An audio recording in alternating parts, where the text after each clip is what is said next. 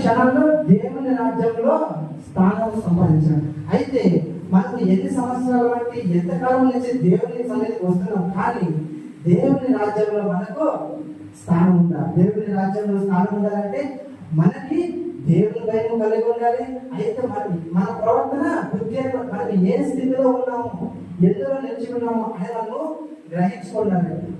మరి ప్రాముఖ్యమైనది అంటే దేవుని రాజ్యం ఉందని మనము గ్రహించాలి. ఆ దొంగ ప్రభువా నీ రాజ్యములు మమ్మల్ని నాకు. అయితే మనం కూడా దేవునిలో చెప్పబడిన మాట, ప్రభువా నీ రాజ్యంలో మమ్మల్ని నాకు. ముఖ్య మాట అన్నాడు దేవుడు, ప్రభువా నీ రాజ్యంలో మమ్మల్ని జ్ఞాపకం చేస్తాం. అంతే, ఏం మాట్లాడలేదు. తప్ప పాపక్షమాపణలో ఏం లేవు. బాప్తిసం మామూలుగా ఒక రక్షణ పొందాలంటే బాప్తిసం అన్నీ ఉంటాయి, కానీ ఆ దొంగకు అవకాశం లేదు, ఏమీ లేదు అవకాశం.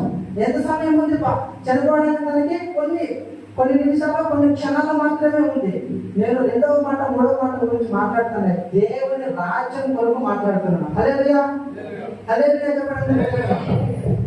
7 మాటలు కూడా చాలా విలువైనది. అయితే అన్నిటికన్నా విలువైనది ఏంటంటే దేవుని రాజ్యం. మన అందరూ దేవుడు ఎంత చేసినా కూడా మనం ఎక్కడ పోతాం? లాస్ట్కి పరలోక రాజ్యం. అందుకే దేవుడు మీరు ఇక్కడ దాచిపెట్టాడు, మీరు ప్రతి ఒక్కటి దాచిపెట్టాలంటే అది ఎక్కడ దాచిపెట్టాలా? పరలోకంలో.